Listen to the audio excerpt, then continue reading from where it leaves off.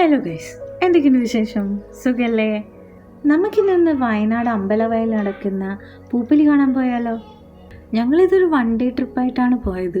പുലർച്ചെ തന്നെ ഞങ്ങൾ വീട്ടിൽ നിന്ന് ഇറങ്ങി നമ്മൾ കൊട്ടിയൂർ പാൽച്ചുരം വഴി വയനാട് എത്തി.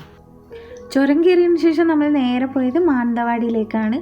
അവിടുന്ന് ബ്രേക്ക്ഫാസ്റ്റ് കഴിക്കുന്ന ടൈം കൊണ്ട് നമ്മൾ ഇവോക്കിൻ്റെ ഒരു ചാർജിങ് സ്റ്റേഷനിൽ വണ്ടി ഒന്ന് റീഫിൽ ചെയ്തു.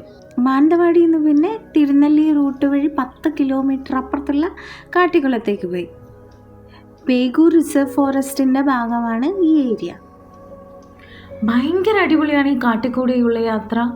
പിന്നെ ഞങ്ങൾ മാനന്തവാടിയിൽ നിന്ന് ഡയറക്റ്റ് അമ്പലവയലിലേക്ക് പോവാതെ ചേക്കാടി ഗ്രാമത്തിൻ്റെ ഉള്ളിലൂടെ കറങ്ങി തിരിഞ്ഞാണ് ഞങ്ങൾ അമ്പലവയലെത്തിയത്.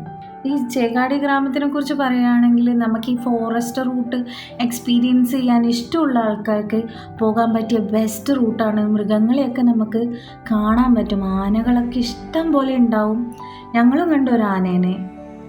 ഭയങ്കര സ്വൈര്യമായിട്ട് അധികം വണ്ടികളൊന്നും ഇല്ലാതെ നമുക്ക് കാട് എക്സ്പീരിയൻസ് ചെയ്യാൻ പറ്റിയ ബെസ്റ്റ് റൂട്ടാണ്. പക്ഷേ വളരെയധികം ശ്രദ്ധിക്കണം.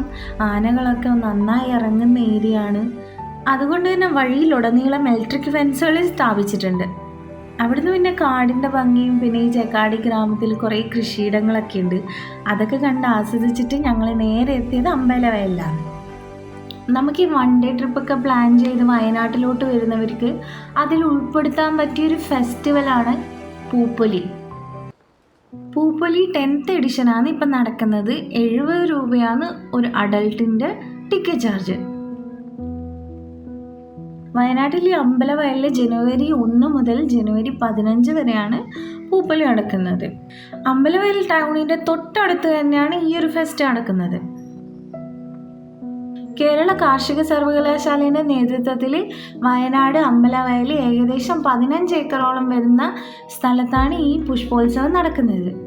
ഇന്ത്യയിൽ നിന്നും വിദേശത്തു നിന്നൊക്കെയായിട്ട് കൊണ്ടുവന്ന വ്യത്യസ്ത ഇനം പൂക്കൾ കൊണ്ട് ഉള്ള ഫ്ലവേഴ്സ് ഗാർഡൻ, പ്രോട്ടീൻ ഗാർഡൻ, അതുപോലെ തന്നെ പൂക്കളെ കൊണ്ടുള്ള വ്യത്യസ്ത നിർമ്മിതികളുമൊക്കെയാണ് ഈ പൂപ്പൊലിയുടെ മെയിൻ അട്രാക്ഷൻസ്. പിന്നെ കേരളത്തിലെ തന്നെ ഏറ്റവും വലിയ ഫ്ലവർ ഷോ ആണ് ഈ പൂപ്പൊലി 2026. പിന്നെ നമുക്ക് ഫാമിലീൻ്റെ കൂടെയും ഫ്രണ്ട്സിൻ്റെ കൂടെയൊക്കെ വന്ന് ഫോട്ടോസും വീഡിയോസും ഒക്കെ എടുക്കാൻ പറ്റിയ ഒരുപാട് സ്പോട്ട്സ് ഉണ്ട് ഇവിടെ.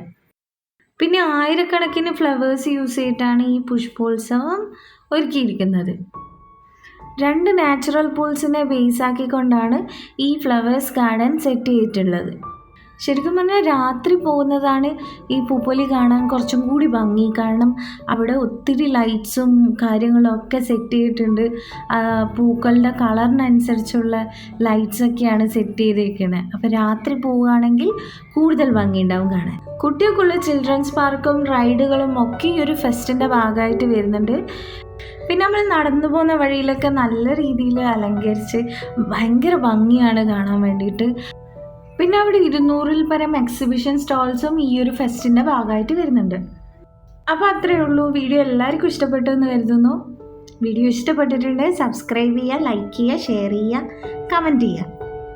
മറ്റൊരു വീഡിയോ ആയിട്ട് പെട്ടെന്ന് തന്നെ കാണാം.